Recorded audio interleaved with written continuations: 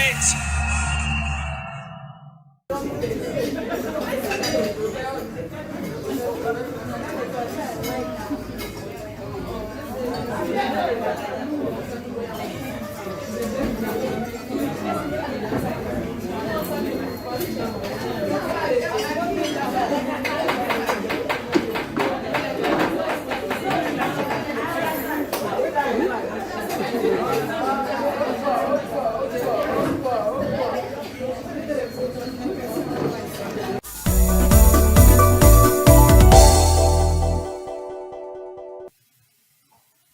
Hello there and welcome to the Super Falcons Show powered by MTN. My name is Oserame Inegbenebo. Now, as you know, this show is dedicated to the Super Falcons to highlight and showcase our lovely ladies and what they do with the football team.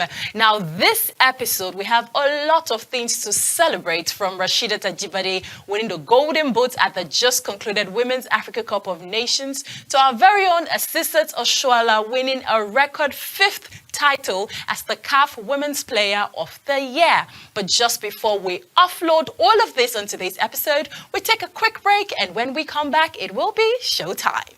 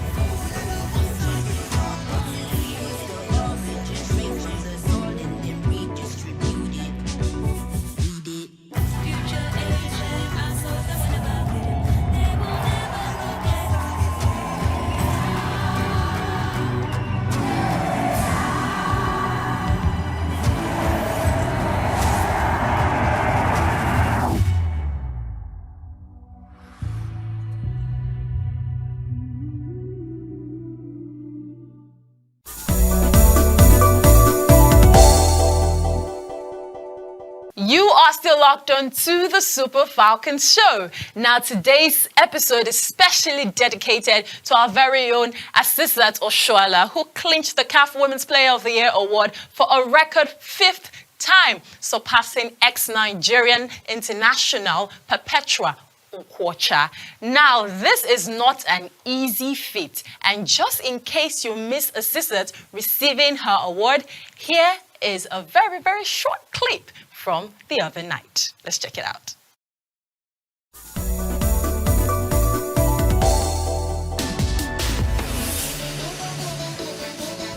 And I'm loving your style. Congratulations, congratulations.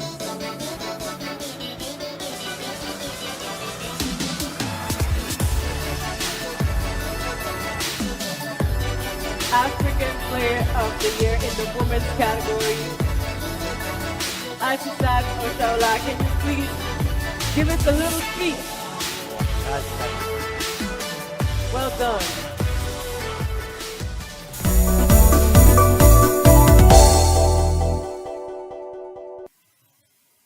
Congratulations, Super Z, on clinching that award.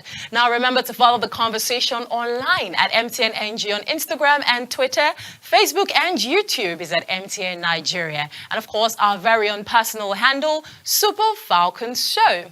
Now, I'm sure a lot of you are wondering what this award means to Azizat, who she's dedicating this award to, and so much more. In this Tell It All interview, we speak to Azizat and she tells us what this award means to her, who she's dedicating it to, and a message for young girls who are looking to follow a path in football. Let's check out this interview.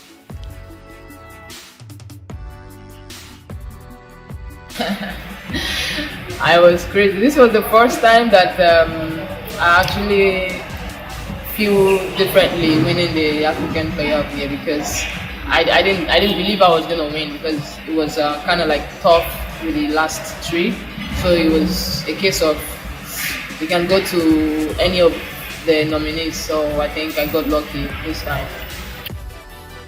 I mean, personally, I'm not a person who set goals, but it gets to a point where you feel like, okay, you have an opportunity to get something, and you just try to encourage yourself to work harder. And there's a possibility that you can actually create your own record, you know. So, I mean, I got the fourth one in 2019, so I feel like I have more than enough time to create and to create my own records, you know. So I was just working, but at the end of it, I got lucky again.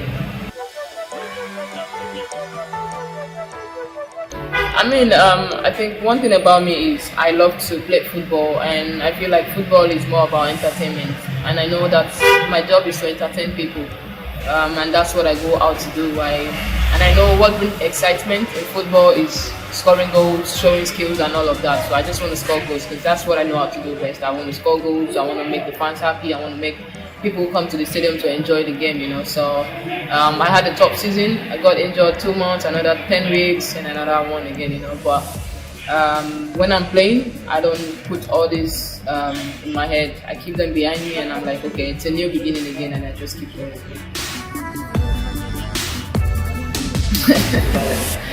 To be honest, I feel like this tournament we really deserve better as a team, the Super Falcons, and I just remembered when I had my injury in the fourth game, the kind of positivity that I received from the girls. You know, even while I was not in camp, we still talk, we kept in touch, video calls, long video calls sometimes, you know. And this tournament we lost in the semi-finals the other day, and you can clearly see that they gave everything. And you know, they also promised me they were going to win the trophy for me. I shouldn't worry when I got injured in the first game. I think it's only normal for me to give the trophy to them because I feel like we deserve better in this tournament, and maybe this is just going to help me a little bit. It was tough for me when we had the first red card. I think it was in 48 minutes.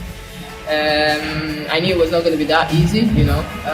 Playing against the home team, the fans, sold out stadium and everything, you know, and then you are one man down, and the pressure kept on coming, and then 70-something minutes again we had another red card, you know. It felt really, really different. I felt bad. Tournament was here, I got injured. I really wanted to be out there to help my teammates. I really wanted to be out there to bring smiles on the faces of Nigerians, to give 100% and all of that. But sometimes you just have to accept that some things just come with the game. You're a professional player, and these things happen, you know. So of course I regret not being able to play in the tournament. Be yourself, work hard, stay focused, and don't be distracted. It's going to be a lot of distraction along the way. Money would come, opportunities would come, but have a goal and make sure you stay focused on that goal. No matter what comes to you, make sure you have a focus, and I believe you'll get to the best level.